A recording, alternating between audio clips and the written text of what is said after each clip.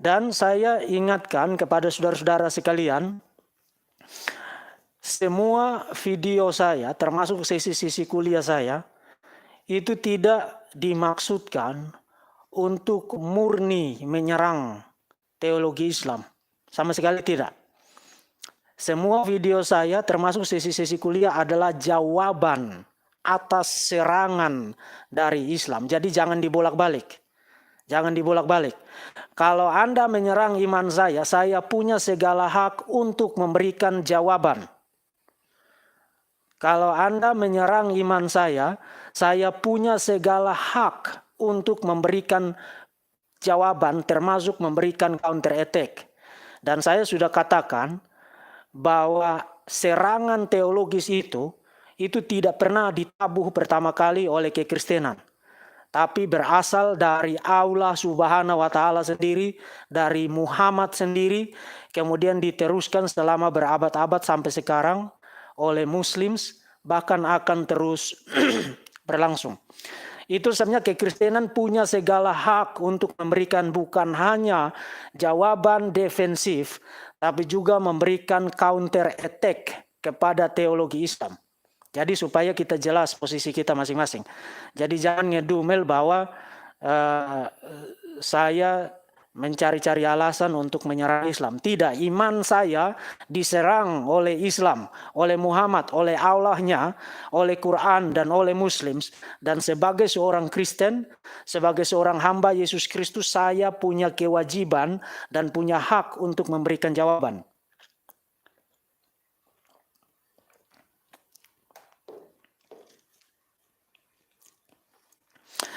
Oke, apakah kita sudah bisa mulai sekarang? Saya kira jumlahnya sudah cukup signifikan, 236 orang.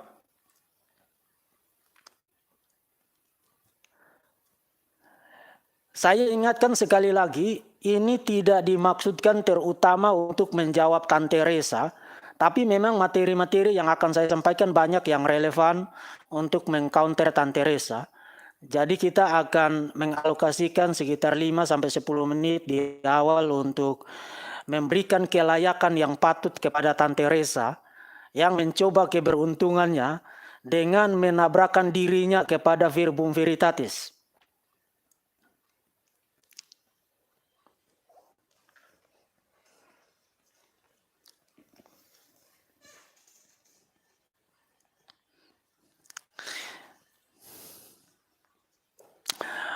Apakah kita sudah bisa mulai sekarang? Kalau kita sudah bisa mulai, kita akan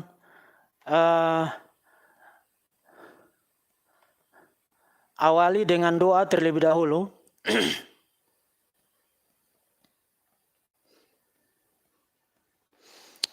Buku tentang Filemon untuk Acacia Bunga, itu silakan hubungi Ibu Orlina Situmorang. Buku saya yang surat Filemon silakan hubungi Ibu Orlina Situmorang. Nomor teleponnya ada di video saya sebelumnya. Tolong bagi yang belum subscribe dan like, tolong di subscribe dan like supaya channel ini semakin banyak orang yang bisa mengikutinya dan mendapatkan manfaat dari pelajaran-pelajaran yang ada di channel ini.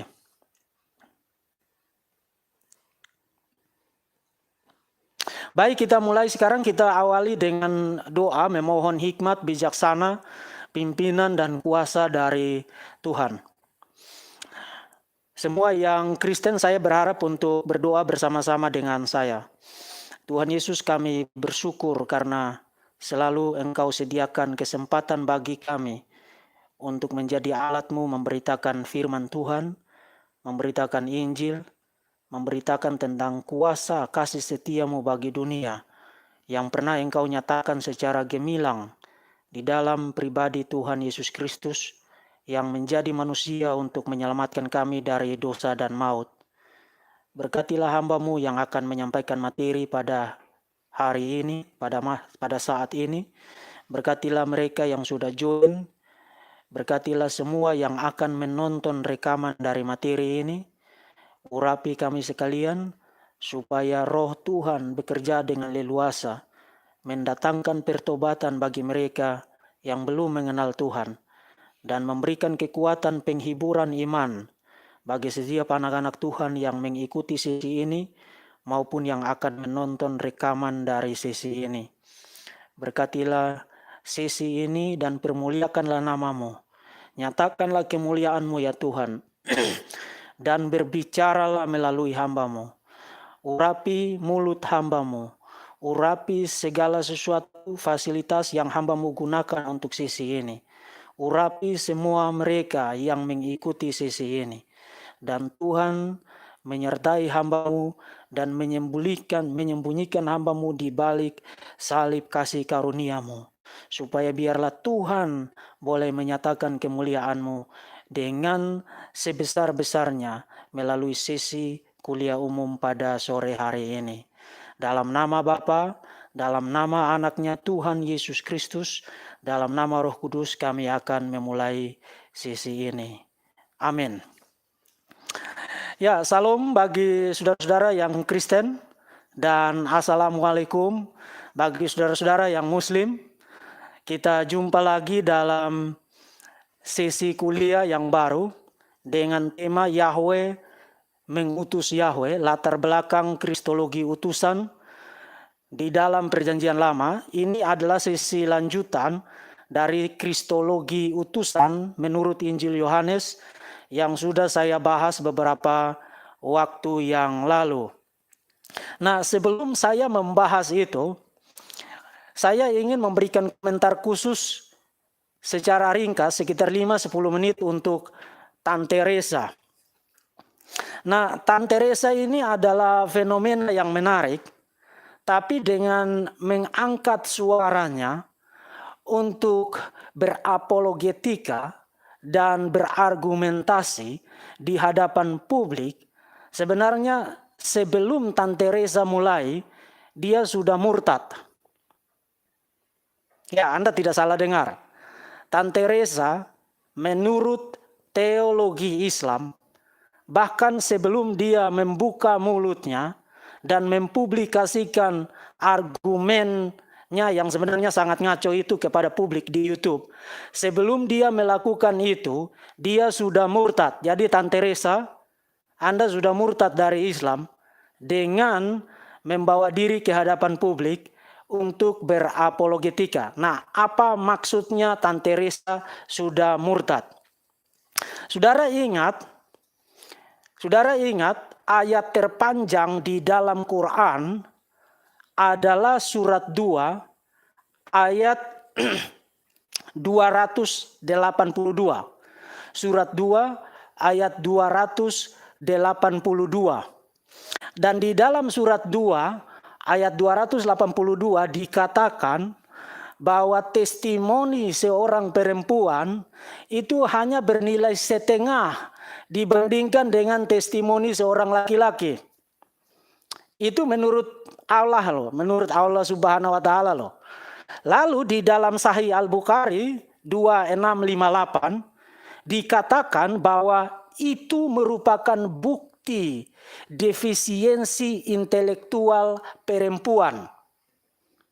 Jadi Muhammad menjelaskan surat 2 ayat 282 bahwa testimoni perempuan itu hanya setengah dari testimoni seorang laki-laki.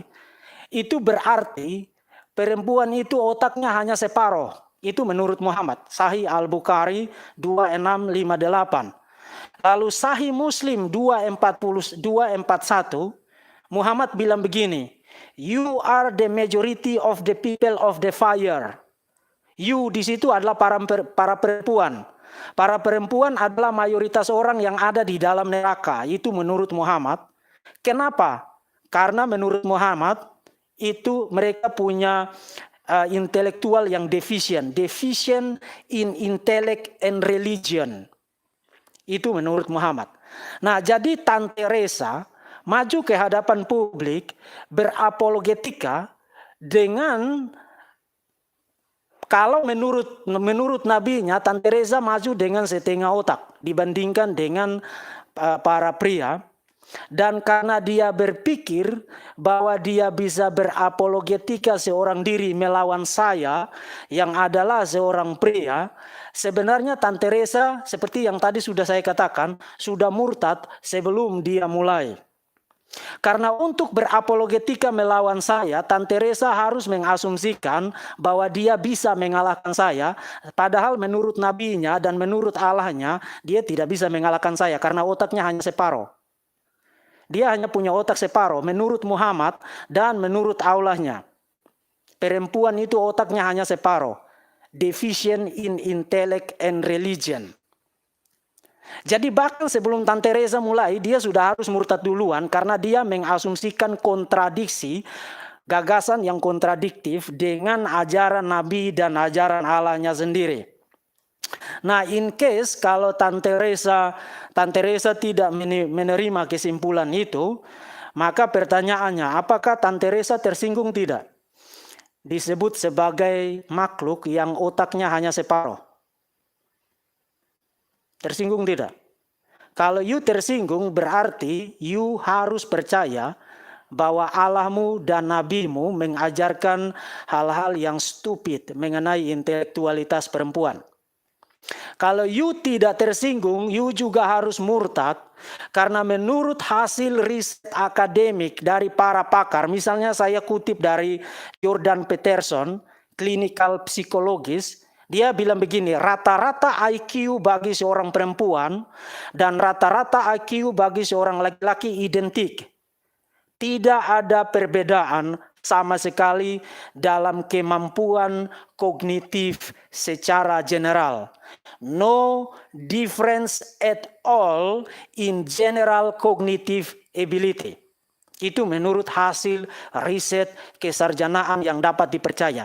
Jadi either way, Tante Resa murtad atau dia harus murtad. Jadi happy murtad Tante Resa, Anda sudah menumbangkan Nabi dan Allahmu bahkan sebelum mulai. Oke, di dalam sesi kuliah ini saya akan cover beberapa pokok.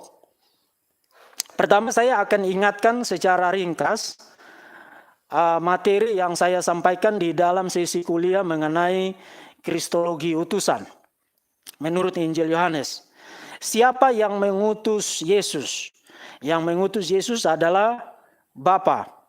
Kemudian yang kedua, Yesus diutus dari mana? Kita menjawab waktu itu dari surga, datang dari Bapa, datang dari surga ke dalam dunia. Dan itu berarti Yesus sudah merupakan pribadi yang pra-eksisten. Sudah ada sebelum dia diutus menjadi manusia. Kemudian dia diutus sebagai apa? Dia diutus sebagai juru selamat. Yohanes pasal 3 ayat 16 sampai dengan 18. Artinya Yesus adalah juru selamat satu-satunya bagi mereka yang ingin memperoleh hidup yang kekal. Selain itu dia diutus untuk apa lagi? Dia diutus untuk menyatakan siapa sebenarnya Allah, siapa sebenarnya Yahweh. Jadi itu adalah tujuan pengutusan Yesus. Kemudian sebelum diutus dia itu siapa? Yohanes memberitahu kita bahwa dia adalah firman, logos yang menjadi manusia. Dan firman itu adalah Allah. Allah yang menjadi manusia. Kai ho logos sarx egeneto. Dan firman itu telah menjadi manusia. Itu adalah materi sebelumnya. Kemudian saya juga sudah membahas kenapa Yesus berkata engkau adalah satu-satunya Allah yang benar. Nah, itu tidak berarti Yesus menyangkal dirinya Tuhan. Karena Yesus tidak mengatakan dia satu-satunya pribadi. Yesus tidak mengatakan Bapa adalah satu-satunya pribadi Tuhan yang benar. Saya ngomongnya agak cepat, jadi saudara nanti bisa tonton lagi rekaman ini. Karena materinya cukup banyak untuk sesi ini. Yesus tidak mengatakan bahwa Bapa adalah satu-satunya pribadi Tuhan yang benar. Yang dikatakan Yesus adalah engkau adalah satu-satunya Allah yang benar. Dan itu make sense karena Yesus sedang menjadi manusia. Nah, waktu itu saya quote dari Yeremia pasal 32 ayat 27. Yahweh Elohim kol basar. Yahweh Elohim kol basar.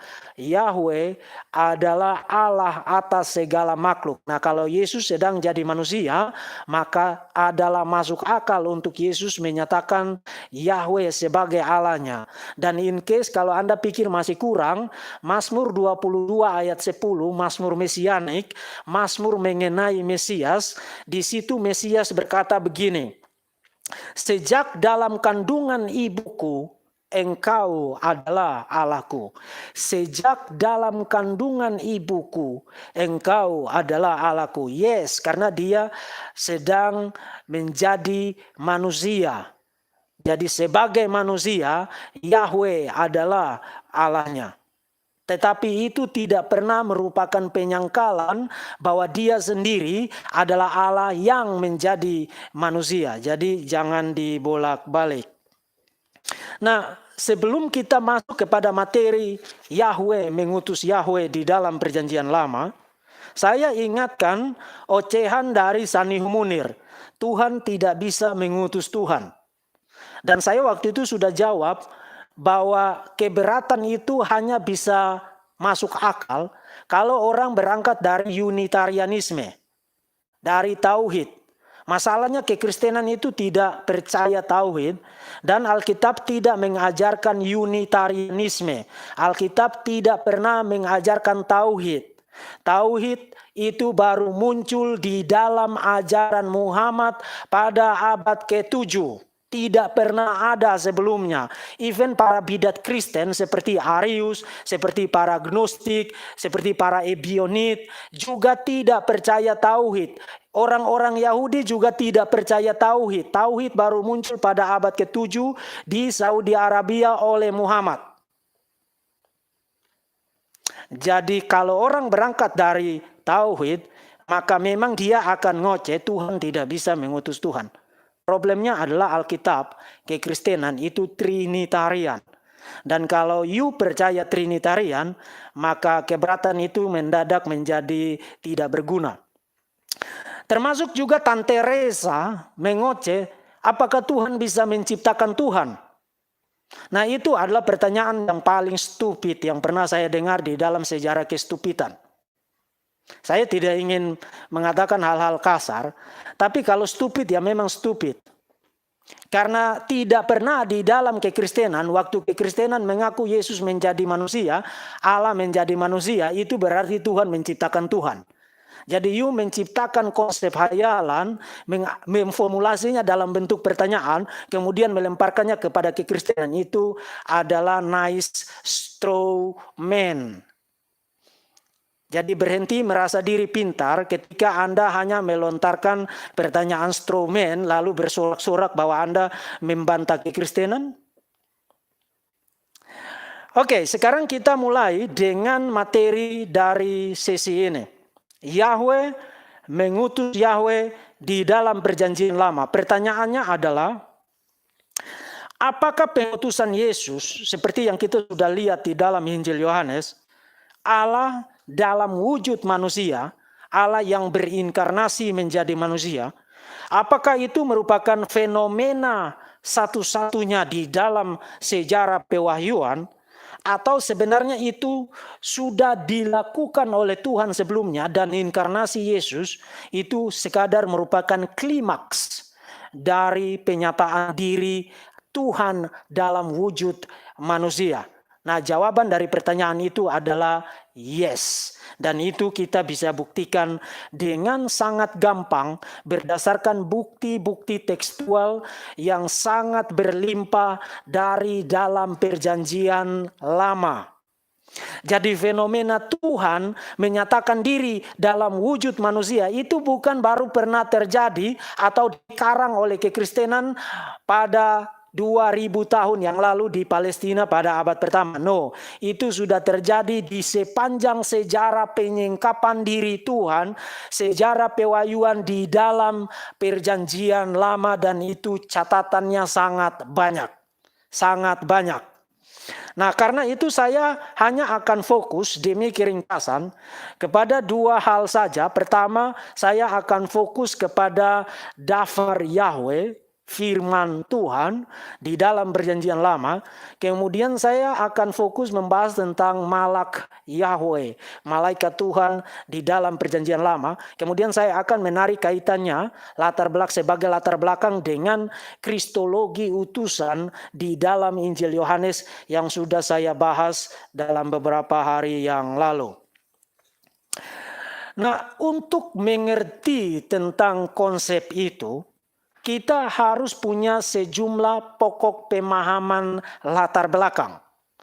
Sekali lagi, untuk mengerti tentang Yahweh menyatakan diri dalam wujud manusia di dalam perjanjian lama, kita setidaknya harus punya lima gagasan teologis sebagai latar belakang pemahaman. Pertama, Yahweh menyatakan diri di dalam perjanjian lama adalah Yahweh yang Esa. Tetapi Yahweh yang Esa itu tidak Esa dalam pengertian Unitarian, artinya hanya satu pribadi, tunggal, tidak.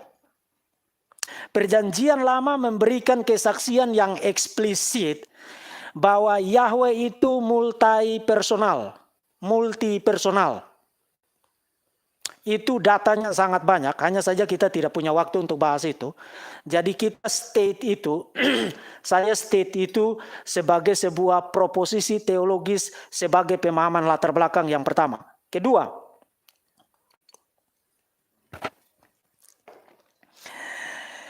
Yahweh adalah Tuhan yang bisa dan mau menyatakan bukan hanya kehendaknya tapi juga dirinya, esensinya. Itu Yahweh di dalam perjanjian lama termasuk juga di dalam perjanjian baru. Yahweh bukan hanya menyingkapkan kehendaknya, kemauannya, tapi dia menyingkapkan dirinya. Itu Yahweh, dan dia mau dan dia bisa dan dia sudah lakukan di sepanjang sejarah pewahyuan. Nah, ingat di dalam kuliah di dalam beberapa waktu yang lalu saya katakan Allah Subhanahu wa taala tidak bisa dan tidak mampu menyingkapkan dirinya. Nanti saya akan bahas itu. Tidak bisa dan tidak mampu menyingkapkan dirinya. Hanya mampu menyingkapkan apa yang dia mau. His will, kehendaknya. Tapi not himself. Itu Yahweh, itu Allah Subhanahu wa taala. Nah, kontras dengan itu, Yahweh di dalam Alkitab mau, bisa dan sudah berkali-kali bukan hanya menyatakan kehendaknya, tapi juga menyatakan dia itu siapa, dirinya, esensinya. Ketiga, proposisi teologis yang ketiga. Manusia tidak dapat melihat Tuhan di dalam esensinya yang sebenarnya, di dalam segala kepenuhan ketuhanannya, lalu bisa tetap hidup. Itu juga berulang kali dinyatakan di dalam perjanjian lama. Artinya bukan berarti bahwa manusia tidak bisa melihat Tuhan, tapi proposisinya adalah you tidak bisa lihat Tuhan di dalam keadaan yang sebenarnya, lalu you bisa tetap hidup. Itu proposisinya. Keempat, supaya manusia bisa tetap hidup meskipun melihat Tuhan, maka Tuhan mengambil wujud manusia untuk menyatakan diri kepada manusia. Nah, saudara mulai lihat koneksi runtut dari proposisi teologis yang saya kemukakan. Dalam proposisi ketiga saya katakan, manusia pasti mati kalau dia melihat Tuhan di dalam keadaan Tuhan yang sebenarnya. Dia pasti mati. Nah, untuk bisa berkomunikasi secara langsung dengan manusia, Tuhan mengambil wujud manusia sehingga manusia bisa melihat, berbicara, berkomunikasi, berinteraksi secara langsung dengan Tuhan, tetapi bisa tetap hidup. Itu proposisi yang keempat. Dan yang kelima, tujuan Tuhan menyatakan diri dalam wujud manusia itu bukan untuk chit chat, tidak ada kerjaan di surga, kesepian lalu turun ke bumi untuk cari teman ngobrol. Bukan. Tujuan Tuhan menyatakan diri melalui di dalam wujud manusia supaya manusia mengenal Tuhan. Itu yang pertama, yang kemarin kita sudah bahas di dalam Kristologi Utusan. Tetapi juga tujuan Tuhan itu bersifat redemptif, menyelamatkan. Jadi tujuan Tuhan menyatakan diri dalam wujud manusia setidaknya ada dua hal penting. Pertama, menyelamatkan manusia.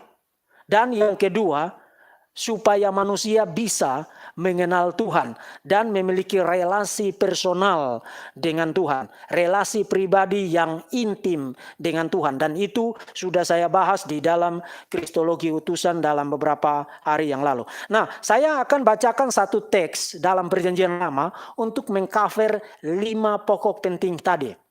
Saya akan bacakan satu teks di dalam Perjanjian Lama untuk mengcover 5 pokok itu. Keluaran 33 ayat 18 sampai 20 yang juga dikuot oleh Tante Teresa. Ayat 20-nya dikuot oleh Tante Teresa. Keluaran pasal 33 ayat 18 sampai 20. Tetapi jawabnya, ini kata-kata Musa, perlihatkanlah kiranya kemuliaanmu kepadaku. Na hareni kavodeka. Na hareni kavodeka. Perlihatkanlah kemuliaanmu, your glory, kepadaku. Itu permohonan Musa kepada Yahweh di puncak Gunung Sinai. Kemudian Tuhan menjawab dalam ayat 19, aku akan melewatkan segala kegemilanganku dari depanmu. Nah, sebenarnya terjemahan Indonesia Baru, kegemilangan, itu menurut saya kurang tepat. Karena kata bahasa Ibrani yang digunakan di situ adalah tof, ha-tof. Harusnya diterjemahkan goodness, kebaikan. Jadi aku akan melewatkan segenap kebaikanku dari hadapanmu. Ani kol tubi afi albaneka. Aku akan melewatkan segala kebaikanku di hadapanmu dan menyerukan nama Tuhan di depanmu. Lakarati besem Yahweh lepaneka. Aku akan memberikan kasih karunia kepada siapa yang kuberi kasih karunia dan mengasihani siapa yang ku kasihani. Lalu ayat 20 yang dikuot oleh Tante Teresa. Engkau tidak akan tahan memandang wajahku, sebab tidak ada orang yang memandang aku lalu dapat tetap hidup. Engkau tidak dapat memandang wajahku, sebab tidak ada orang yang memandang aku dapat tetap hidup. Nah, sebelum saya komentari kutipan dari Tante Teresa, komentarnya terhadap teks ini, saya perlu memberikan 2 komentar penting. Pertama, Tuhan di Gunung Sinai sedang membuat covenant, perjanjian dengan Israel melalui Musa. Dan itu sudah dimulai di dalam Keluaran pasal 20. Itu sebenarnya Keluaran pasal 20 sampai dengan pasal 23 itu disebut sebagai The Book of Covenant, kitab perjanjian. Jadi Yahweh sedang mengadakan perjanjian dengan Israel melalui Musa di Gunung Sinai. Dan di dalam konteks itu Tuhan memberikan 10 hukum yang kita kenal dengan 2 loh batu itu. 10 hukum di dalam konteks itu. Artinya regulasi itu harus dimengerti dalam konteks covenant. Dan Islam membuat itu menjadi menyimpang sama sekali. Hanya saja kita tidak ada waktu untuk membahas itu. Theology of law di dalam teologi Islam adalah penyimpangan terhadap theology of law dalam konteks covenant di dalam perjanjian lama. Hanya saja itu butuh sesi tersendiri untuk membahasnya. Tapi saudara perlu ingat itu. Teologi hukum, fikih, regulasi, syariat di dalam Islam yang menurut aulanya merupakan terusan dari ajaran Alkitab itu sebenarnya merupakan penyimpangan. Sebab theology of law di dalam perjanjian lama itu tidak dapat dimengerti terlepas dari relasi covenant antara Yahweh dan umatnya. Dan itu menjadi berbeda sama sekali fungsi law ketika ditempatkan di dalam teologi covenant. Sangat berbeda. Sangat berbeda. Hanya saja kita sekarang tidak sedang membahas itu. Tapi saudara perlu ingat itu dan nanti kita akan bahas di sisi berikutnya. Kedua, Tuhan ingin berkomunikasi dengan Israel, dengan umatnya secara langsung, tapi ada problem. Problemnya adalah manusia tidak bisa melihat Tuhan dalam keadaan yang sebenarnya, lalu manusia bisa tetap hidup. Itu problem. Itu problem. Nah, untuk mengatasi problem itu, Yahweh menyatakan diri dalam wujud manusia. Jadi saudara lihat, ada problem pada diri Yahweh sendiri, kemuliaannya, kegemilangannya, kecemerlangannya itu terlalu gemerlap, terlalu mulia untuk dilihat oleh mata manusia. Terlalu mulia. Itulah sebabnya dia meskipun ingin berkomunikasi secara langsung dengan manusia, namun ini menjadi problem, menghalangi, karena kalau dia langsung berkomunikasi dengan manusia, maka itu justru menghancurkan segala sesuatu, karena begitu dia menyatakan diri, semua orang langsung mati. Nah, untuk mengatasi problem itu, Tuhan menyatakan diri dalam wujud manusia. Sehingga manusia bisa berbicara dengan dia, berinteraksi dengan dia, tapi tidak mati meskipun mereka melihat dia. Karena dia menyatakan diri dalam wujud manusia. Jadi itu adalah solusi dari Yahweh untuk problem komunikasi secara langsung dengan manusia, terkait dengan kemuliaannya yang menghancurkan, menghanguskan, mematikan setiap orang yang melihatnya dalam keadaan sebenarnya. Jadi itu solusi dari Yahweh. Nah, sekarang bagaimana solusi dari Allah Subhanahu wa Ta'ala? Dan ini sangat-sangat menarik. Dan saya senang Tante Reza mengutip ayat 20, karena sebenarnya Allahnya pun mengutip ayat 20. Quran pun mengutip Keluaran pasal 33 ayat 20, namun membuatnya menjadi melenceng sama sekali, dan akan saya buktikan justru dengan mengutip Keluaran pasal 33 ayat 20, Quran sendiri, Allah Subhanahu wa Ta'ala sendiri membuktikan bahwa dia bukan Tuhan yang sejati. Itu akan saya buktikan sebentar lagi. Quran surat Al-A'raf surat 7 ayat 143, Surat 7, surat Al-A'raf ayat 143 memuat alusi kepada Keluaran 33 ayat 20. Di situ dikatakan begini, Musa berkata, "Ya Tuhanku, tampakkanlah dirimu kepadaku agar aku dapat melihat engkau." Anda ingat ayat 18 tadi, Musa meminta Yahweh untuk perlihatkan kemuliaanmu kepadaku. Nah, di surat Al-A'raf surat 7 ayat 143, katanya Musa bilang begini, "Ya Tuhanku, tampakkanlah dirimu kepadaku agar aku dapat melihat engkau." Lalu apa jawab Allah Subhanahu wa Ta'ala?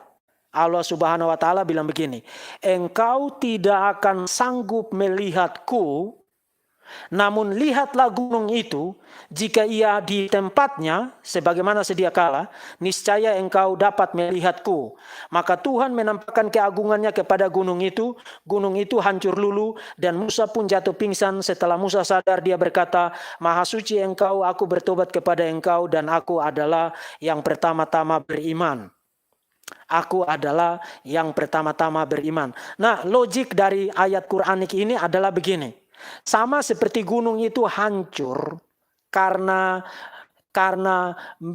dinaungi oleh kemuliaan Tuhan, demikianlah manusia akan mati dan binasa kalau melihat Tuhan.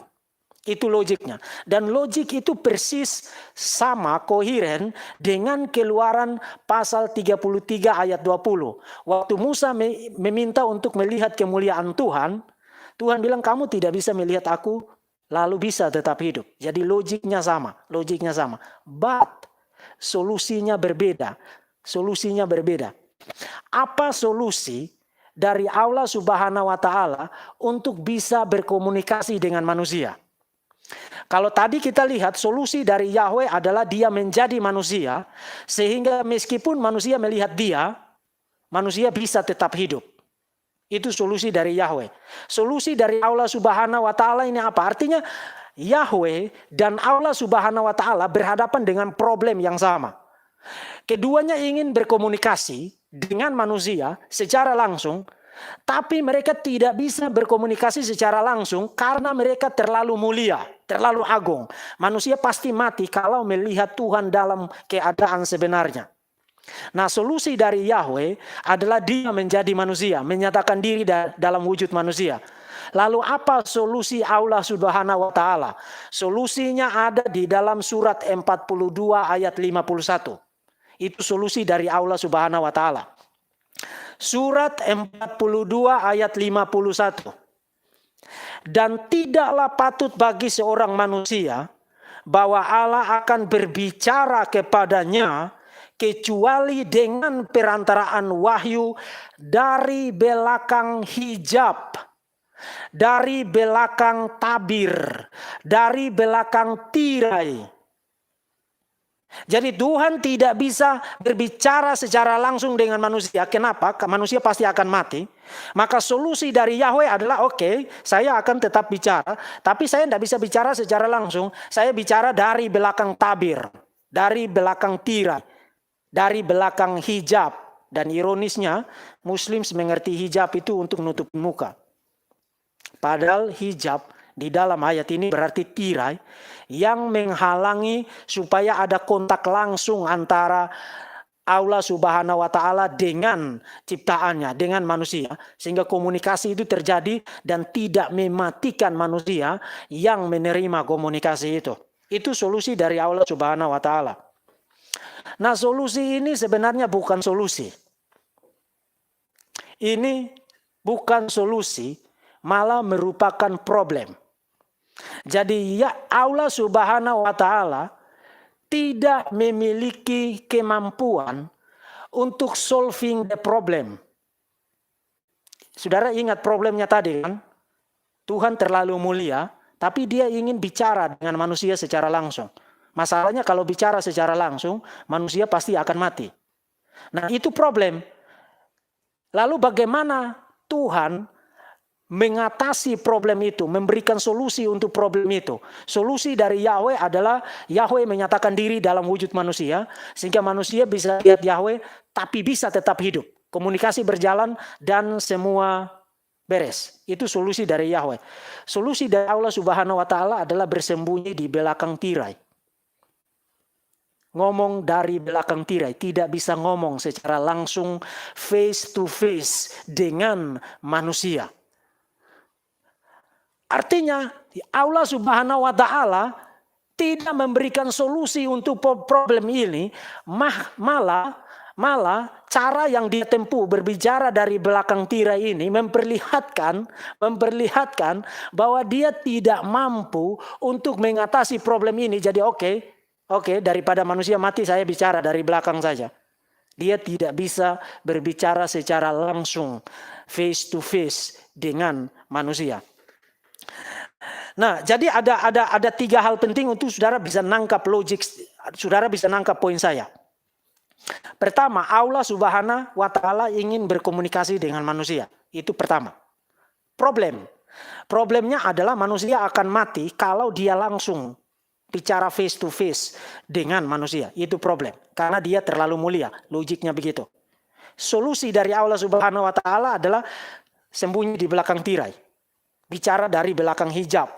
Bicara dari belakang tabir. Itu surat 42 ayat 51. Nah, apa yang diberitahukan solusi ini secara logis mengenai Allah Subhanahu wa Ta'ala? Ada empat hal.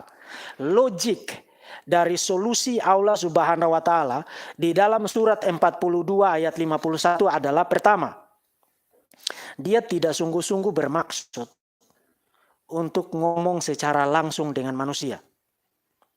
Itulah sebabnya dia memilih untuk tidak ngomong secara langsung dengan manusia, melainkan ngomong dari belakang tirai. Masalahnya adalah begini. Dan itulah sebabnya kalau saudara ingat, Muslim selalu bilang, kalau dalam bahasa Inggris Muslim selalu bilang begini. Allah cannot enter the creation. Allah tidak bisa memasuki ciptaannya. Karena dia terlalu mulia. Nah, itu problemnya sangat huge, sangat besar. Karena kalau Allah tidak bisa bersentuhan secara langsung dengan ciptaannya, tanpa membahayakan ciptaannya, maka saudara dapat Quran itu dari mana? Bagaimana ceritanya saudara dapat Quran yang saudara klaim sebagai wahyu Allah? Karena wahyu Allah, Quran itu adalah manifestasi dari komunikasi Allah Subhanahu wa taala kepada manusia. Nah, saya tahu saudara akan jawab apa? Saudara akan bilang, "Oh, kasihnya melalui Jibril." Saudara akan jawab begitu. Itu satu-satunya jawabanmu, bukan? Saudara akan bilang kasihnya melalui Jibril. Masalahnya Jibril itu bukan solusi. Jibril itu masalahnya sama dengan manusia. Karena Jibril itu sendiri adalah ciptaan. Jadi kalau dia bisa bicara langsung dengan Jibril, kemudian Jibril yang bicara dengan manusia, dan pertanyaan kenapa dia tidak bisa bicara langsung dengan manusia? Saudara nangkap logiknya? Nangkap logiknya? Sebab kalau dia tidak bisa bicara secara langsung dengan manusia, secara logis dia tidak bisa juga bicara dengan Jibril. Kenapa? Karena Jibril dan manusia sama-sama ciptaan. Sama-sama ciptaan. Jadi kalau saudara bilang dia tidak bisa bicara secara langsung dengan manusia, tapi bisa bicara dengan Jibril, Jibril itu bukan solusi. Karena Jibril itu ciptaan sama seperti saya dan saudara ini ciptaan. Jadi kalau dia bisa bicara dengan Jibril secara langsung, dan kenapa dia tidak bisa bicara secara langsung dengan manusia? Kenapa? Artinya solusi bicara dari belakang tabir itu hanya menciptakan masalah baru, tapi tidak pernah merupakan solusi untuk problem yang tadi sudah saya kemukakan. Atau yang kedua, kemungkinan yang kedua, dia memang punya niat mau ngomong dengan manusia secara langsung, tapi dia tidak cukup maha kuasa untuk mengatasi itu. Itulah sebabnya dia tidak bisa bicara secara langsung dengan manusia. Itu kemungkinan yang kedua. Jadi kalau kemungkinan yang pertama, dia itu hipokrit, dia tidak sungguh-sungguh ingin bicara dengan manusia, tapi sok-sok mau bicara dengan manusia, dan itu adalah hipokrit. Yang kedua, dia memang sungguh-sungguh ingin bicara dengan manusia secara langsung, tapi dia tidak mampu bicara secara langsung dengan manusia, dan itu berarti dia impoten. Itu berarti dia impoten, tidak maha kuasa. Itu yang kedua.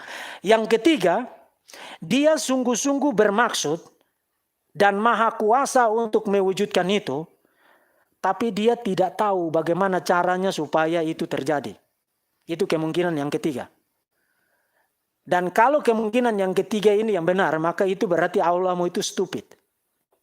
Karena dia tidak tahu bagaimana mewujudkan tujuannya untuk berkomunikasi secara langsung dengan manusia. Itu kemungkinan yang ketiga.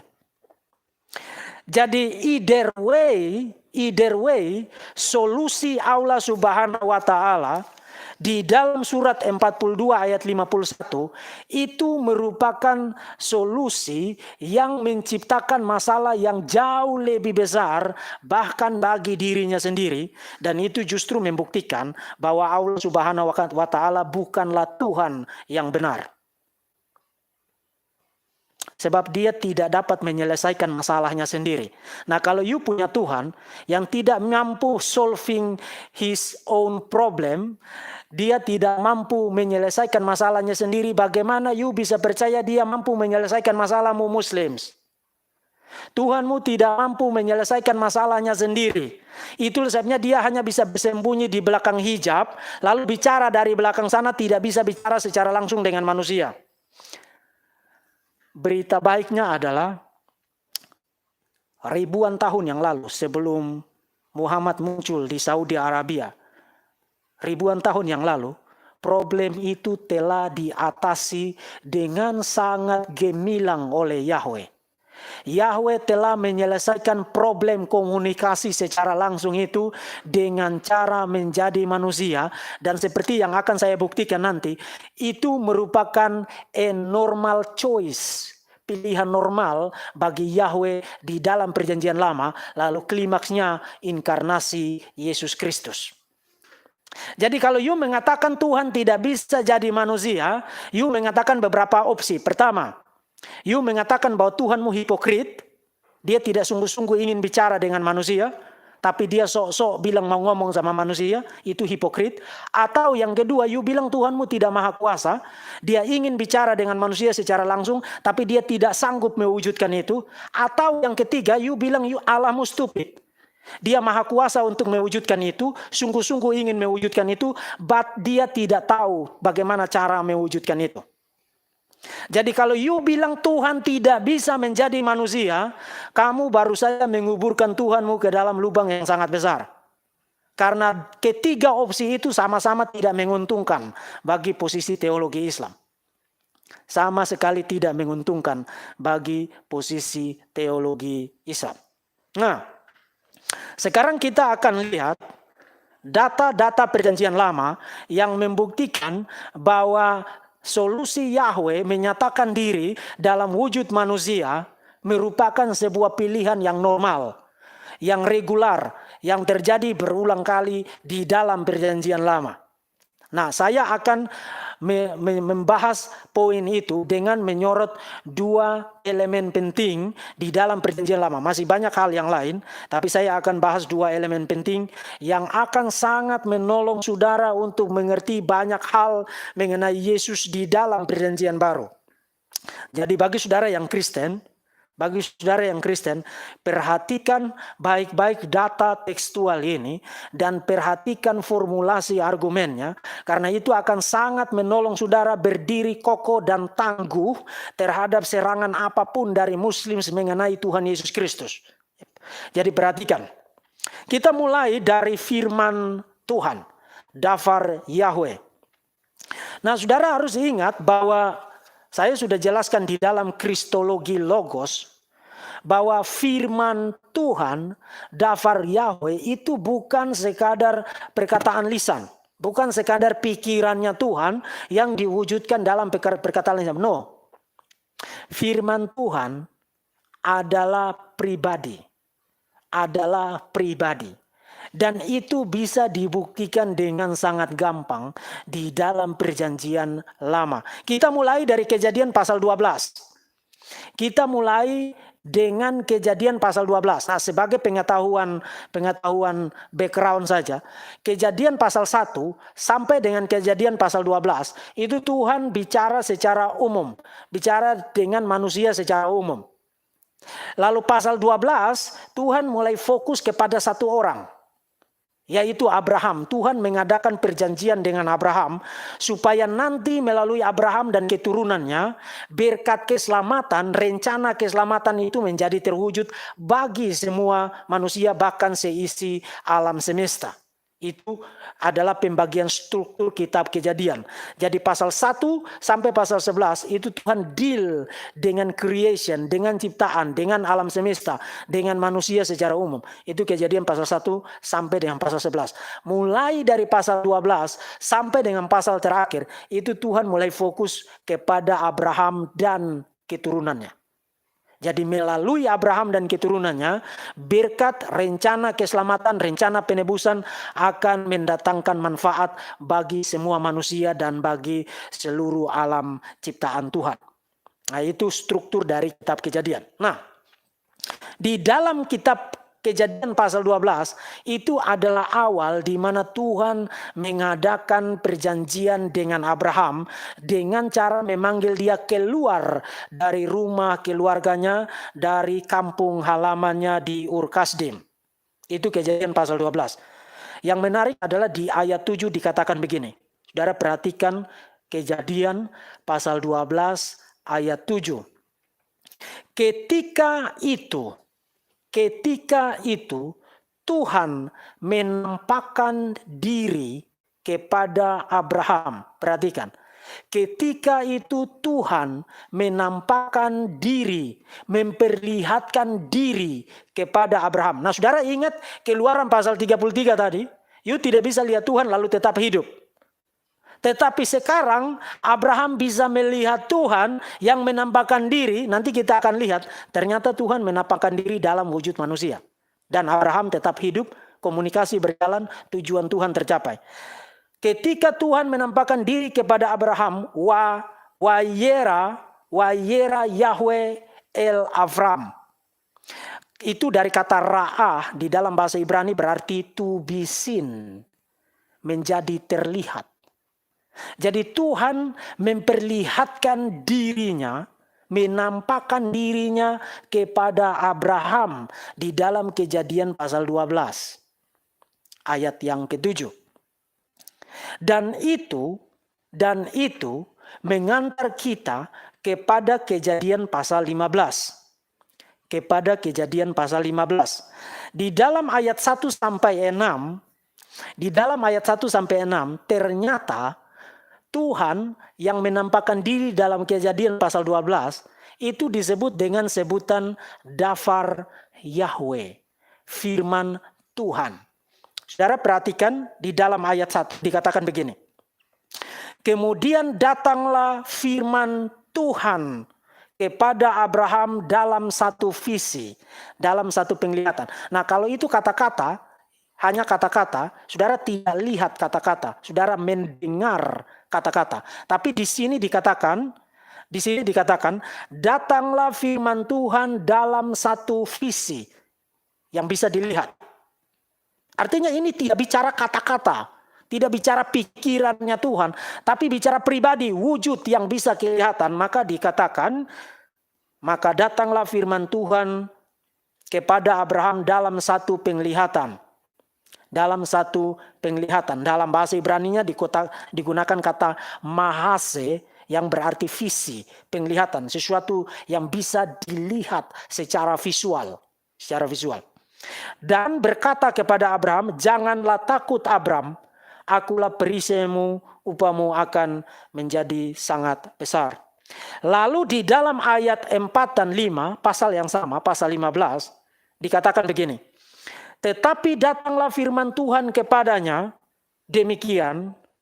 Lalu di ayat 5, lalu Tuhan membawa Abraham keluar dan berfirman. Saudara perhatikan, yang datang itu siapa? Yang datang adalah firman Tuhan. Yang datang adalah firman Tuhan. Itu Kejadian pasal 15 ayat 1.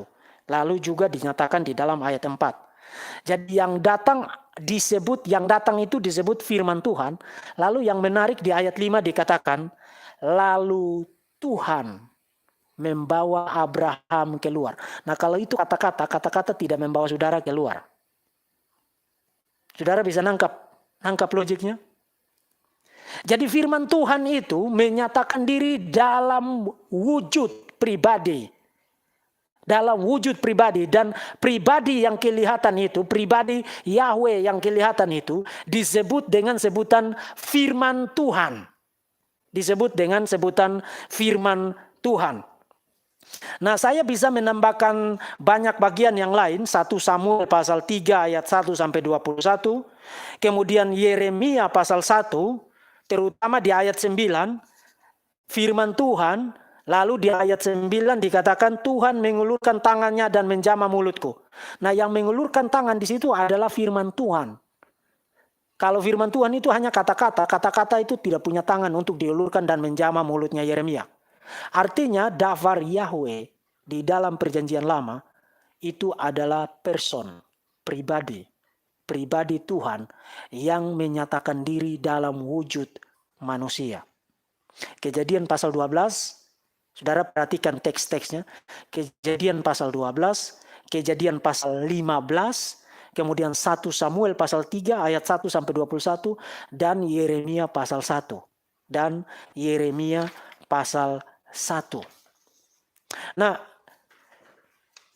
itulah yang menjadi latar belakang kenapa Yohanes pasal 1 ayat 1 menyatakan bahwa firman itu menjadi manusia. Itu bukan gagasan baru yang baru ditemukan oleh Yohanes pada abad pertama. Bukan. Itu sudah ada di dalam perjanjian lama. Nah, kalau saudara menulis kepada orang-orang Yahudi yang ngerti perjanjian lama untuk mau bicara tentang Tuhan yang menjadi manusia, saudara akan menggunakan istilah logos bagi Yesus. Kaiho logos sarx egeneto. Dan orang Yahudi langsung paham. Karena di dalam perjanjian lama, dafar Yahweh menyatakan diri dalam wujud manusia dan itu berkali-kali. Kepada Abraham, kepada Samuel, kepada Yeremia, kepada Amos, kita tidak ada waktu untuk membahas itu, dan seterusnya. Dan seterusnya. Jadi saudara ingat, logos di dalam prolog Injil Yohanes yang diutus menjadi manusia, itu bukan gagasan baru yang ditemukan oleh Yohanes pada abad pertama. Gagasan itu berakar kuat di dalam sejarah pewahyuan, di dalam perjanjian lama. Karena dafar Yahweh, firman Tuhan di dalam perjanjian lama, itu adalah pribadi Yahweh yang menyatakan diri kepada para patriark, kepada para nabi dalam wujud manusia. Dalam wujud manusia. Bahkan seorang scholar saya quote bagi saudara, menyatakan bahwa ada seorang scholar yang menyatakan bahwa di dalam perjanjian lama, dia bilang begini, visible manifestation is the normal choice of Yahweh with respect to Abraham and his descendants.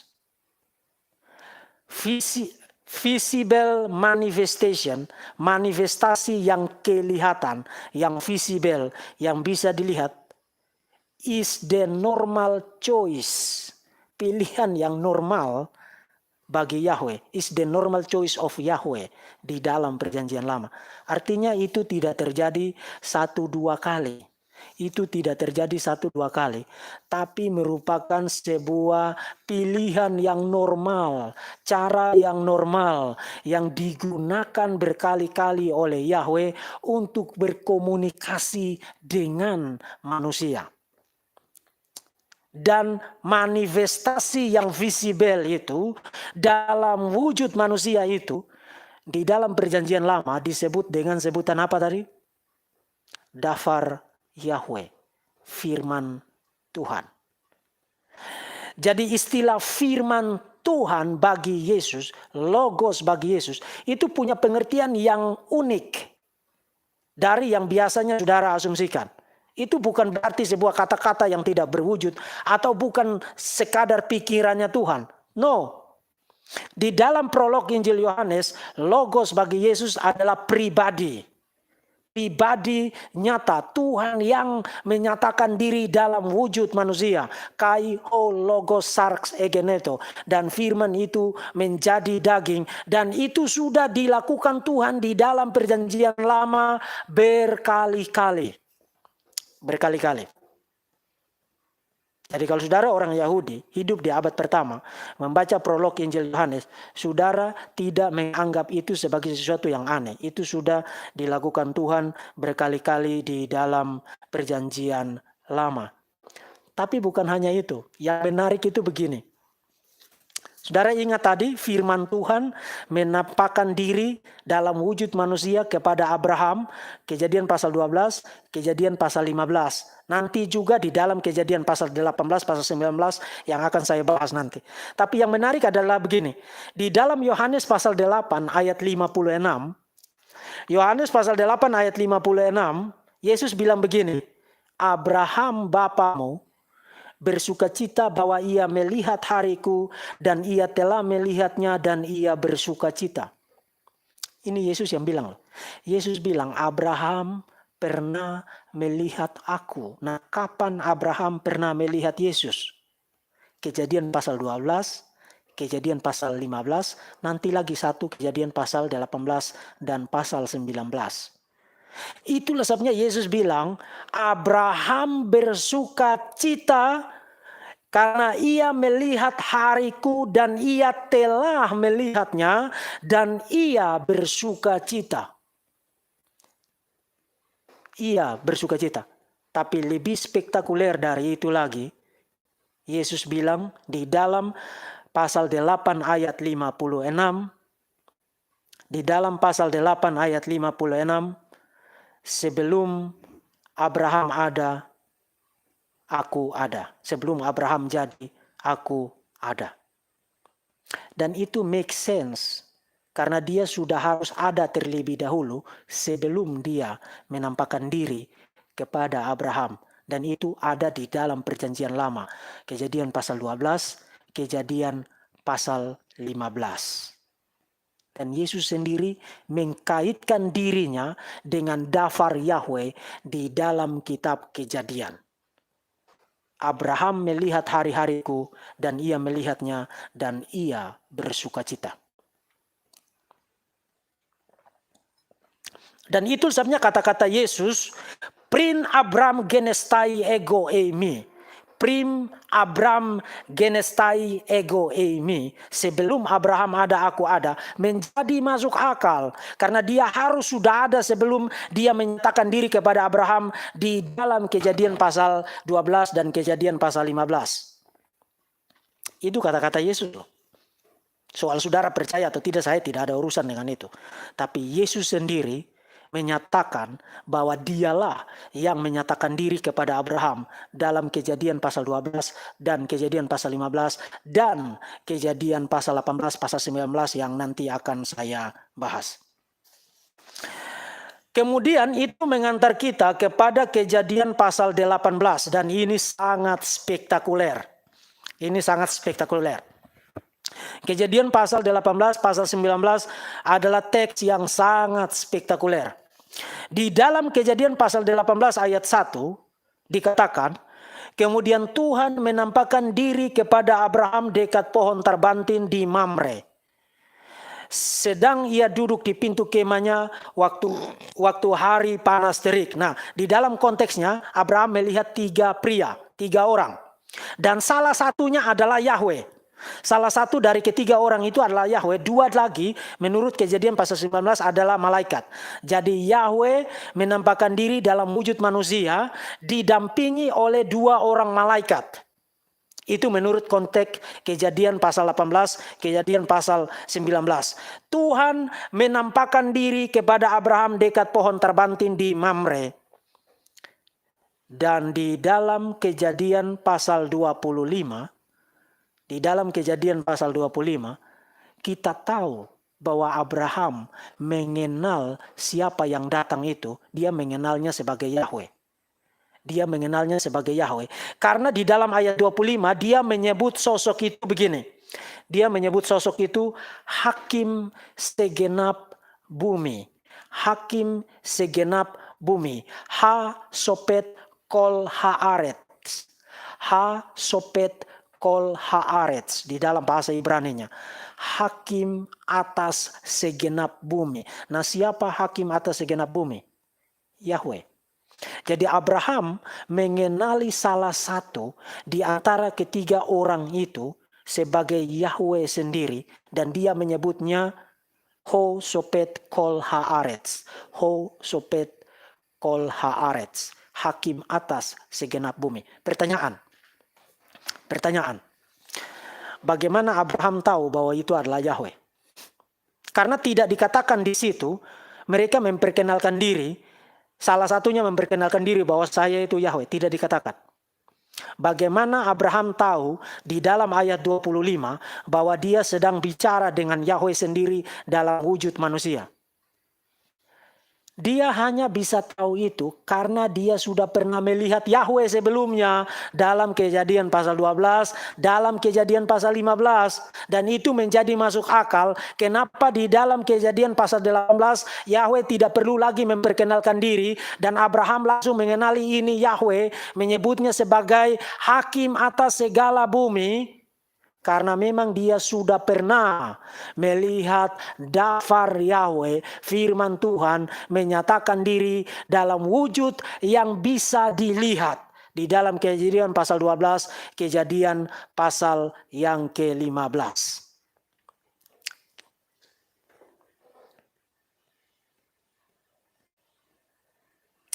Tapi bukan hanya itu.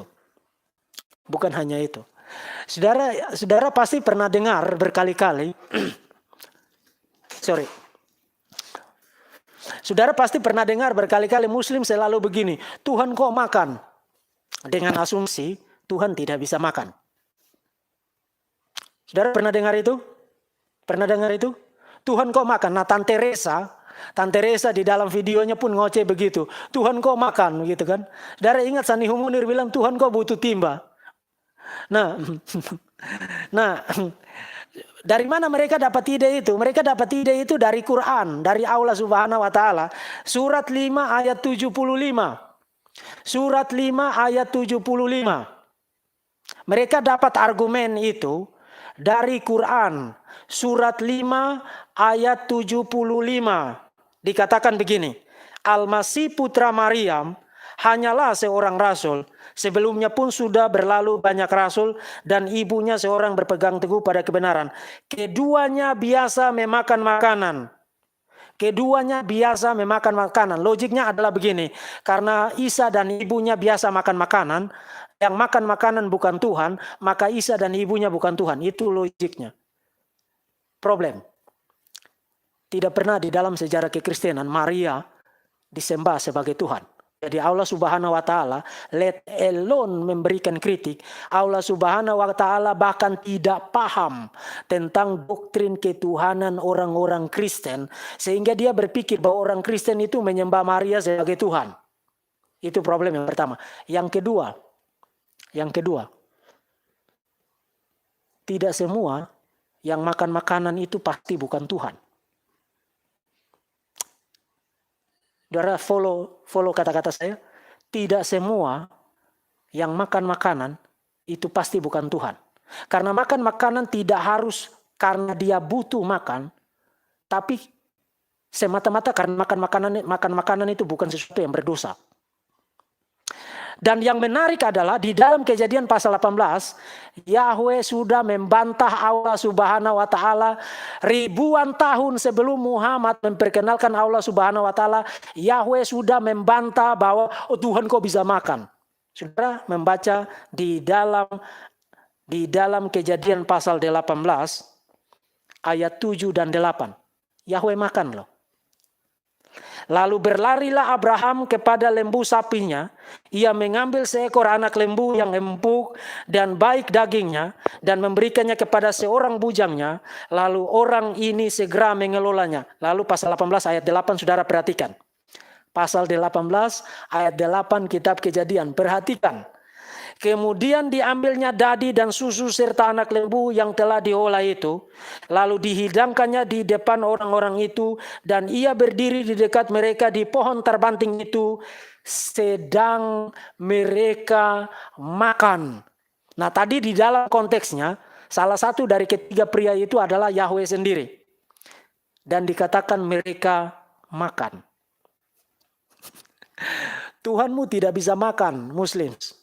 Yahweh bisa makan dan dia tetap adalah Tuhan. Amin. Jadi 14 abad yang lalu Allah Subhanahu wa taala mengeluh tentang makanan sebagai alasan orang tidak bisa disebut Tuhan. Tapi bahkan ribuan tahun sebelumnya Yahweh menyatakan diri dalam wujud manusia dan dia makan dan dia tetap adalah Yahweh. Tidak ada masalah. Kalau Tuhanmu makan makanan membuatnya menjadi bukan Tuhan, maka Tuhanmu Anda punya Tuhan yang sangat kasihan. Dia tidak bisa melakukan banyak hal. Even mengurus masalahnya sendiri pun tidak mampu. Seperti yang tadi sudah saya katakan. Tapi di pohon terbantin, di dekat Mamre, Yahweh ketika menyatakan diri dalam wujud manusia, Yahweh makan loh. Abraham menyediakan makanan dan Yahweh yang menyatakan diri dalam wujud manusia. Di dalam Kejadian pasal 18 ayat 8 dikatakan mereka makan. Tapi itu tidak membuat Yahweh menjadi bukan Yahweh. Nah problem dari logik, sekarang kembali kepada Quran surat 5 ayat 75. Kenapa Allah Subhanahu wa Ta'ala dan Muhammad terus-menerus menabrak diri mereka sendiri? Karena problemnya begini. Problemnya adalah begini. Quran surat 5 ayat 75 itu adalah sebuah sesat pikir, logical fallacy, yang disebut dengan fallacy of either or. Ini atau itu, Tuhan atau manusia. Jadi waktu Allah Subhanahu wa Ta'ala menyerang ketuhanan Yesus, dia mengasumsikan either Tuhan atau manusia. Jadi kalau dia memiliki karakteristik manusia, maka dia pasti bukan Tuhan. Kalau dia memiliki karakteristik Tuhan, maka dia pasti bukan manusia. Nah, itu adalah fallacy of either or. Fallacy of either or. Kalau saudara tidak ngerti, ketik di Nabi Google, peace be upon him, dia akan kasih tahu saudara apa itu fallacy of either or. Sekali lagi, fallacy of either or. Allah Subhanahu wa Ta'ala melakukan sesat pikir, logical fallacy di dalam Quran surat 5 ayat 75 ketika dia petantang-petenteng menyerang ketuhanan Isa dan ibunya. Selain melakukan straw man karena berpikir bahwa orang Kristen menyembah Maria sebagai Tuhan. Fallacy of either or, logical fallacy. Karena kekristenan tidak percaya Yesus itu Tuhan atau manusia. Never. Kekristenan percaya Yesus adalah Tuhan dan manusia. Both and, not either or. Ini atau itu. Nah, kalau istilah-istilah saya terlalu jelimet bagi saudara, saudara akan ditolong oleh Prophet Google, peace be upon him. Jadi surat 7 ayat 57 digunakan oleh Allah Subhanahu wa Ta'ala untuk menyerang ketuhanan Isa dengan alasan, oh mereka makan makanan. Problem, makan makanan itu tidak membuat Tuhan tidak menjadi Tuhan. Kedua, surat itu, karena kita punya bukti dalam Kejadian pasal 18 ayat 8, Yahweh makan makanan loh, yang dihidangkan oleh Abraham, bapa segala orang beriman, dan Yahweh tetap fine-fine aja sebagai Yahweh itu. Dia tidak ada masalah, dia makan makanan. Tuhanmu tidak bisa makan makanan. Tuhanku Yahweh bisa makan makanan, dan dia tetap sebagai Yahweh, tidak kekurangan ketuhanannya. Kejadian pasal 18 ayat 7 dan ayat 8. Saudara harus ingat ayat itu. Karena saudara pergi kemanapun mereka akan lemparkan saudara argumen itu. Tuhan kok makan makanan. Karena mereka mengutip itu dari Quran sendiri. Surat 5 ayat 75. Dan katakan kepada mereka, Tuhanmu tidak bisa makan makanan. Yahweh bisa makan makanan dan Yahweh tetap adalah Yahweh. Tidak ada masalah. Jadi kalau Tuhanmu tidak bisa makan makanan, itu sangat kasihan. Oke, jadi menyatakan diri dalam wujud manusia untuk mewujudkan tujuan penyelamatan itu merupakan the normal choice of Yahweh in the Old Testament. Menyatakan diri dalam wujud manusia untuk mewujudkan rencana keselamatan, karya keselamatannya bagi manusia, merupakan the normal choice, pilihan normal bagi Yahweh di dalam perjanjian lama, dan itu sudah terjadi berkali-kali. Itu tentang dafar Yahweh, firman Tuhan. Yang kedua, kita akan pindah secara cepat saja kepada apa yang disebut dengan Malak Yahweh, the angel of the Lord, malaikat Tuhan. Kejadian pasal 3 ayat 1 sampai dengan ayat 14. Malaikat Tuhan. Nah, ini sudah sering dibahas, tapi saya ingin ingatkan begini. Saudara jangan salah paham. Istilah malaikat, itu tidak harus berarti malaikat. Makhluk surgawi yang kadang-kadang orang bikin filmnya bersayap, kemudian muncul dalam wujud manusia tapi ada sayapnya. Tidak harus begitu. Istilah malak itu semata-mata berarti messenger, utusan. Jadi malak Yahweh khusus untuk yang satu ini, menurut saya akan jauh lebih menolong supaya kita tidak mengacaukannya dengan malaikat. Akan jauh lebih menolong kalau diterjemahkan the messenger of Yahweh, utusan Yahweh. Terutama di dalam Kejadian pasal 3 ayat 14 dan di dalam beberapa bagian yang lain. Jadi saudara ingat istilah malak dalam bahasa Ibrani atau istilah angelos di dalam bahasa Yunani itu tidak harus berarti malaikat, tidak harus.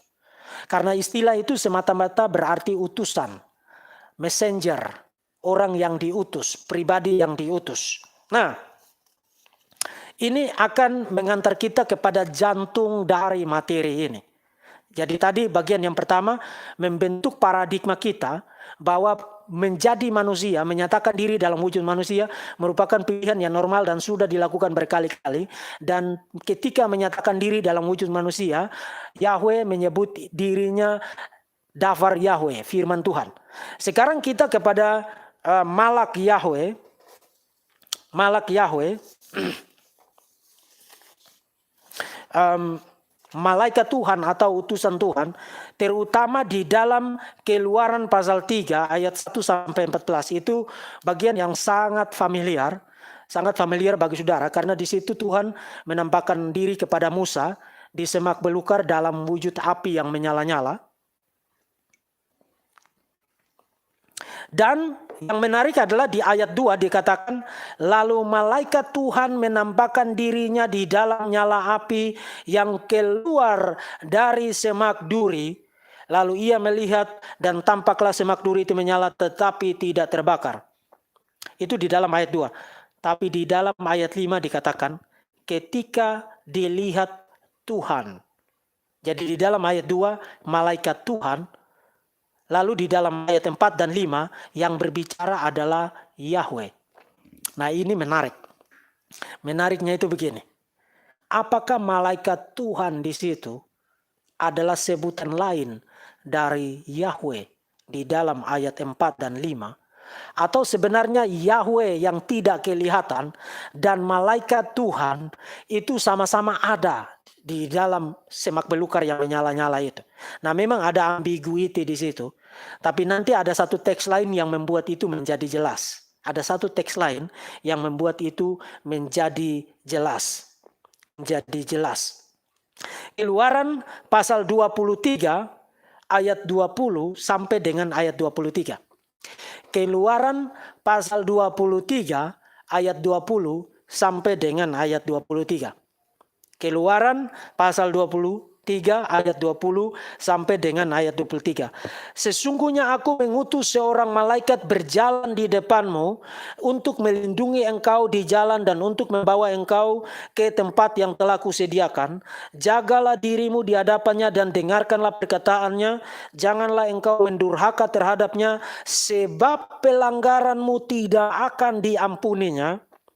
Sebab namaku, my name, ada di dalam dia. Sebab namaku ada di dalam dia. Nah saudara perhatikan. Saudara perhatikan. Malaikat yang khusus ini atau utusan yang khusus ini, dia punya kuasa untuk mengampuni dosa dan tidak mengampuni dosa. Dia punya kuasa untuk mengampuni dosa dan tidak mengampuni dosa. Nah apakah itu mengingatkan saudara akan perkataan Yesus? Markus pasal 2. Di bumi anak manusia punya kuasa untuk mengampuni dosa. Markus pasal 2 ketika dia menyembuhkan seorang yang lumpuh. Nah, tetapi bukan hanya itu. Kenapa dia punya kuasa untuk mengampuni dosa? Itu sesuatu yang prerogatif, hanya milik Tuhan. Hanya Tuhan yang bisa mengampuni dosa. Kenapa dia punya kuasa untuk mengampuni dosa?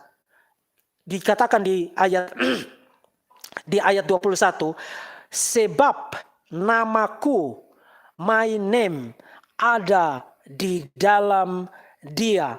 Ki semi bekirbo. Namaku ada di dalam dia. Nah ini mengantar kita kepada satu topik teologis yang sangat besar, yaitu teologi mengenai nama. Name teologi di dalam perjanjian lama. Sangat besar. Kita tidak ada waktu untuk membahas itu. Tapi ringkas saja. Ketika perjanjian lama bicara tentang name, Hasem, namaku, nama Yahweh, itu yang dimaksudkan adalah esensinya Yahweh, presence-nya Yahweh, kehadirannya Yahweh, keseluruhan dirinya Yahweh, being-nya Yahweh, keberadaannya Yahweh, itu disebut dengan Hasem, nama. Jadi waktu mereka menggunakan Hasem, itu bukan semata-mata yang emat konsonan itu, YHWH itu. No, bukan itu. Poinnya adalah keseluruhan diri Yahweh itu siapa? Esensinya, kehadirannya itu disebut dengan sebutan Hasem, the name. Nah, saudara perhatikan. Yang ngomong adalah Yahweh. Betul? Dan di dalam ayat ini Yahweh bilang begini, my name, namaku, esensiku, kehadiranku, totalitas keberadaanku ada di dalam malaikat yang khusus ini. Ada di dalam malaikat yang khusus ini. Dengan kata lain, malak Yahweh dan Bapa yang atau Yahweh yang satunya yang berbicara adalah dua pribadi yang berbeda pasti. Tapi mereka memiliki esensi yang sama. Karena Yahweh yang berbicara, naratornya mengatakan, my name, esensiku, presenceku, kehadiranku, totalitas keberadaanku ada di dalam malaikat yang satu ini. Dan bukankah di dalam Injil Yohanes, Yesus bilang, aku dan Bapa adalah satu. Aku dan Bapa adalah satu. Kenapa? Karena Yesus di dalam dirinya ada nama, ada kehadiran, ada esensi Bapa. Esensi Bapa, kehadiran Bapa, totalitas kealahan Bapa yang dimiliki Bapa juga dimiliki oleh Yesus. Meskipun keduanya adalah pribadi yang berbeda. Dan di dalam konteks itu, malak Yahweh itu diutus untuk menyelamatkan Israel keluar dari perbudakan dari tanah Mesir memasuki tanah Kanaan. Jadi saudara perhatikan, malaikat yang khusus ini disebut dengan istilah malak Yahweh, dan dia punya kuasa mengampuni dosa, dan dia di dalam dirinya ada nama Tuhan, the essence of Yahweh ada di dalam malaikat yang khusus ini.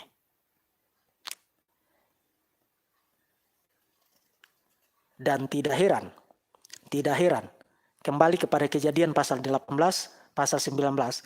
3 orang yang menampakkan diri kepada Abraham di pohon terbantin di dekat Mamre. 2 diantaranya adalah malaikat, 1 diantaranya adalah Yahweh. Mereka sedang dalam rangka menuju Sodom dan Gomora untuk menghancurkan kedua kota yang sangat keji dan sangat berdosa itu. Dan yang menarik di ayat 19 adalah dikatakan begini. Di dalam terjemahan bahasa Indonesia tidak terlalu kelihatan gagasannya. Jadi saya bacakan di dalam terjemahan bahasa Inggrisnya, kemudian saudara perhatikan. Then the Lord Yahweh rain down burning sulfur on Sodom and Gomorrah from the Lord out of the heavens. Jadi the Lord Yahweh yang ada di bumi menurunkan hujan belerang dan api dari Yahweh yang ada di sorga. Nah, jadi yang ada di bumi disebut sebagai Yahweh, yang di sorga juga disebut sebagai Yahweh. Jadi you punya 2 Yahweh sekarang? No. Bukan 2 Yahweh yang totali berbeda satu sama lain. Pribadinya berbeda, tapi esensinya sama, dan itu disebut Yahweh. Dan itu sudah dijelaskan di dalam Keluaran 23 ayat 20-23. My name, esensiku, ada di dalam dia. Itulah sebabnya dia disebut Yahweh, the Lord, rain down, menurunkan hujan belerang dan api dari Yahweh yang ada di surga. Jadi ada Yahweh di surga, ada Yahweh yang sedang ada di Sodom dan Gomora, dan Yahweh yang di Sodom dan Gomora menurunkan api dari surga, dari Yahweh yang ada di surga. Pribadi yang berbeda, esensi yang sama. Dan Yahweh mengutus pribadi yang satu ini untuk tujuan penyelamatan. Mendampingi, menjaga, melindungi, dan memastikan bahwa Israel yang keluar dari perbudakan sampai ke tanah Kanaan. Nah, kita bisa bahas banyak teks yang lain, misalnya Hakim-Hakim pasal 6, Hakim-Hakim pasal 6 dan seterusnya. Tapi kita tidak ada waktu, tapi poinnya begini. Peristiwa keluaran dari Mesir ke tanah Kanaan oleh semua pakar ahli biblika melihat itu sebagai tipologi, bayangan dari peristiwa Tuhan menyelamatkan umatnya dari dosa. Dan untuk menyelamatkan Israel, sama seperti Tuhan menyelamatkan Israel dari perbudakan di Mesir dengan mengasist, menyertai, melindungi, menuntun Israel yang sedang keluar itu melalui kehadirannya di dalam diri Malak Yahweh, artinya Yahweh yang menyatakan diri dalam wujud manusia. Demikianlah Tuhan menyelamatkan umatnya dari dosa dengan mengutus anaknya Yesus Kristus dalam wujud manusia untuk menyelamatkan mereka. Saudara bisa lihat koneksinya, bisa lihat paralelnya. Dan saudara tidak bisa membaca kitab-kitab Injil tanpa melihat Eksodus, motif tema mengenai Eksodus di dalam kitab Keluaran, di dalam kitab Ulangan, termasuk juga di dalam kitab Yesaya sebagai backdrop, sebagai latar belakang dari peristiwa Tuhan mengutus Yesus Kristus untuk menyelamatkan umatnya dari dosa dan maut. Jadi apakah Tuhan bisa mengutus Tuhan? Yes, bisa. Karena ada tujuan yang sangat besar, yang sangat mulia, yang di-accomplish oleh Yahweh melalui pengutusan tersebut. Nah, dan bukankah di dalam Yohanes, kembali lagi kepada Injil Yohanes, kristologi utusan dalam Injil Yohanes, karena tadi saya katakan ini dimaksudkan sebagai latar belakang dari kristologi utusan di dalam Injil Yohanes. Bukankah di dalam Injil Yohanes Allah yang menjadi manusia, Yesus Kristus, itu disebut sebagai Logos, Dafar Yahweh. Pasal 1, ayat 1 sampai dengan ayat 18. Dan bukankah juga di dalam Injil Yohanes untuk menyelamatkan umatnya dari dosa dan maut, Logos diutus menjadi manusia. Yohanes pasal 3, ayat 16 sampai dengan ayat 18. Dan bukankah juga di dalam pasal 1 ayat 18 dikatakan, Logos diutus untuk mengeksegesis, menyatakan, menyingkapkan diri Tuhan yang sebenarnya. Dan bukankah juga di dalam Injil Yohanes Yesus berkata, Aku dan Bapa adalah satu. Dan bukankah juga di dalam konteks yang sama, Yohanes pasal 17 yang ayat 3-nya sering dicomot oleh Muslim. Kalau saudara baca terus di ayat 6 ini yang sangat spektakuler. Yohanes 17 ayat 6 dikatakan begini.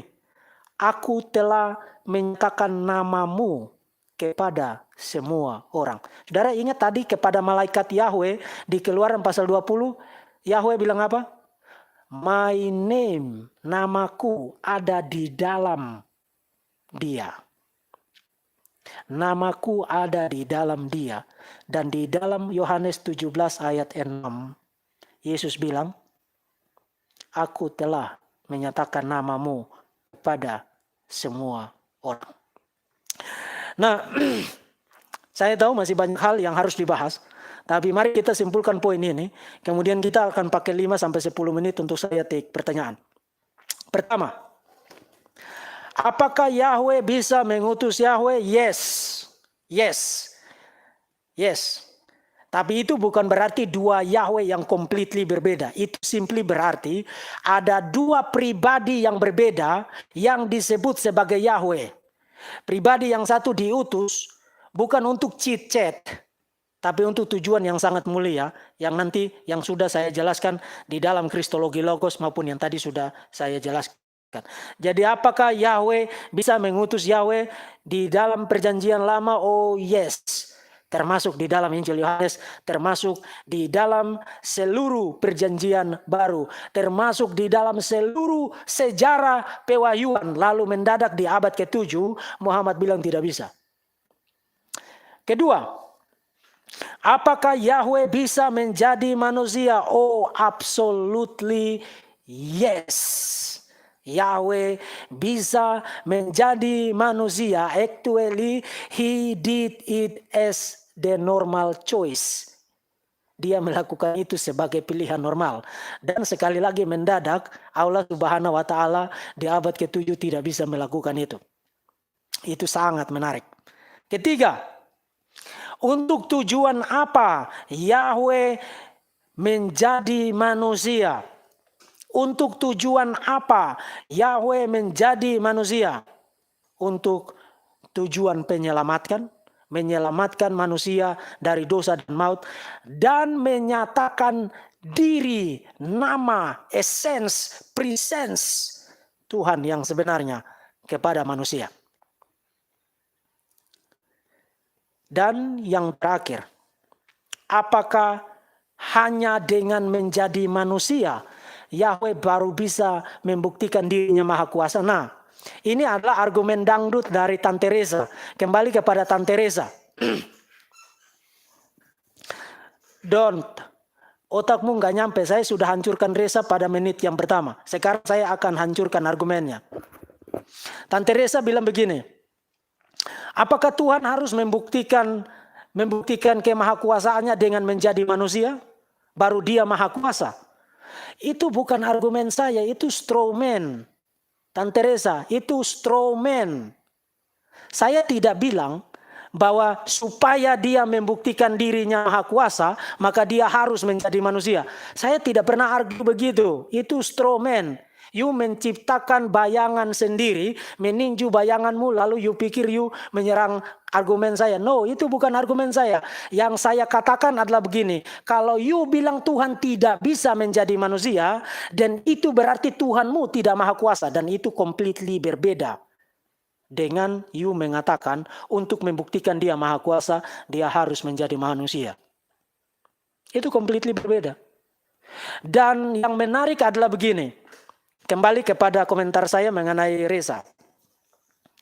Muslims yang bersorak-sorak di videonya Reza, sebenarnya mereka sudah ikut mengecam Muhammad dan Allah mereka sendiri. Mereka sudah sama-sama murtad bersama dengan Reza. Karena dengan menyoraki Reza, mereka menyoraki Reza yang sedang berkontradiksi dengan Allah dan nabinya, yang berkata bahwa perempuan itu otaknya hanya separuh. Tapi mereka menyoraki perempuan yang otaknya hanya separuh menurut nabinya. Lalu mereka Allahu Akbar, verbum veritatis direfute. You tidak refute saya. You sedang memurtadkan diri dengan menyanggah saya. Dan semua Muslim yang bersorak bersama dengan Reza, mereka telah murtad secara berjamaah ketika mereka mendatangi video Reza untuk menyoraki apa yang dilakukan oleh Reza. Reza, saya tahu kamu pasti tidak mau murtad. Jadi kamu punya satu pilihan. Tutup channelmu dan jangan lagi berapologetika. Karena menurut nabimu otakmu hanya separuh. Itu menurut nabimu. Dan Allahmu juga setuju bahwa perempuan itu otaknya separuh. Itulah sebabnya kamu terus menciptakan argumen straw man. Kamu berpikir kamu menyerang argumen saya, padahal kamu menciptakan straw man argumen, lalu menyerang straw man itu, seakan-akan itu posisi saya, padahal sebenarnya tidak sama sekali. Tidak sama sekali. Karena saya tidak pernah argue bahwa untuk membuktikan diri maha kuasa Tuhan harus menjadi manusia. Saya tidak pernah argue begitu. Argumen saya adalah, dengar baik-baik Reza. Argumen saya adalah, jika Anda menyatakan Tuhan tidak bisa menjadi manusia, maka itu kontradiksi dengan kemahakuasaan Tuhan. Jadi argumen saya itu bersifat kondisional. Bersifat kondisional. Jadi Anda menciptakan straw man argumen untuk menyerang, padahal sebenarnya Anda hanya menyerang bayangan yang Anda ciptakan sendiri. Tapi saya ingin menutup ini dengan satu ayat Quranik. Don't. Perhatikan ayat Quran ini. Ini dari Quran loh, kamu harus perhatikan. Kalau tidak kamu sudah murtad. Don't. Perhatikan ayat Quran ini. Quran surat 19 ayat 71-72. Quran surat 19 ayat 71-72. Dikatakan gini, selanjutnya kami sungguh mengetahui orang yang seharusnya dimasukkan ke dalam neraka, dan tidak ada seorang pun di antara kamu yang tidak mendatangi neraka. Hal itu bagi Tuhanmu adalah suatu ketentuan yang sudah ditetapkan. Muslims, setelah Anda menghabiskan banyak waktu menjadi keyboard jihadis, setelah Anda menghabiskan banyak waktu menciptakan kebohongan mengenai kekristenan, ternyata menurut Quran sudah menjadi ketetapan Tuhanmu supaya Muslim masuk ke dalam neraka. Don't. Tuhanmu sudah menetapkan kamu untuk masuk ke dalam neraka. Quran surat 19 ayat 71-72. Kamu pasti masuk neraka. Itu kata-kata Allahmu sendiri. Allahmu menetapkan bahwa Muslims pasti masuk ke dalam neraka, dan itu sudah merupakan ketetapan Tuhan. Nah, pertanyaan ini bukan hanya soal Tuhanmu tidak bisa melakukan apa-apa untuk menyelamatkanmu, dan Tuhanmu tidak peduli dengan kamu untuk kamu masuk ke dalam neraka, bahkan menetapkan itu supaya kamu Muslim pasti masuk neraka. Tapi pertanyaan, kamu pikir neraka itu seperti orang celup. Jadi celup sebentar, angkat lagi, buang ke sana.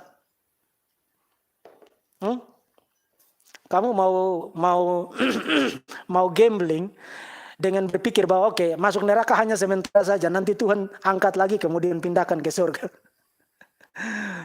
Terakhir kali saya cek, Muslim dengar, terakhir kali saya cek, orang kalau sudah masuk neraka, dia tidak akan pernah keluar lagi dari sana. Dan karena Allahmu terkenal sebagai the best of deceivers, penipu terbaik, maka dia mungkin saja menipu kamu bahwa nanti masuknya sebentar aja, tapi begitu kamu masuk ke dalam, kamu tidak akan pernah lagi keluar dari sana. Tidak akan pernah lagi keluar dari sana. Karena neraka itu bukan tempat tamasya yang kamu datang 5 menit kemudian kamu pulang pergi ke tempat yang lain. Begitu kamu ada di dalam neraka, kamu ada di dalam neraka seterusnya. Dan berita baiknya adalah karena kamu masih hidup, kamu harus mendengarkan panggilan Injil Tuhan Yesus Kristus. 2000 tahun yang lalu, di sebuah bukit tengkorak, tempat di mana para penjahat, para budak, para kriminal dihukum dengan sangat memalukan. 2000 tahun yang lalu, anak tunggal Allah Yesus Kristus yang telah menyatakan diri menjadi manusia, naik ke atas salib itu meskipun dia tidak berdosa. Bahkan Quranmu sendiri setuju bahwa dia adalah anak yang suci, holy son. Naik ke atas salib itu menanggung hukuman dosamu dan hukuman dosaku, supaya barang siapa yang percaya kepadanya tidak binasa, melainkan beroleh hidup yang kekal. Masih ada kesempatan bagimu untuk diselamatkan. Sebab di bawah kolong langit ini tidak ada nama lain yang olehnya orang dapat diselamatkan kecuali di dalam Tuhan Yesus Kristus. Allah Subhanahu wa Ta'ala impoten, tidak maha kuasa, dan dia tidak peduli untuk melakukan apapun untuk menyelamatkanmu. Bahkan menurut Quran surat 19 ayat 71-72, dia menetapkan kamu untuk masuk ke dalam neraka. Pilihannya ada di tanganmu.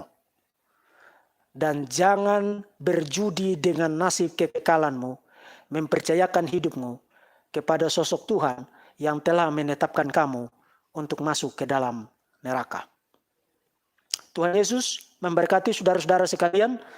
Rupanya 2 jam dan saya sudah harus mengurus urusan yang lain. Tadinya saya pikir saya mengambil 1 jam atau 1 jam lebih jadi bisa mengambil pertanyaan.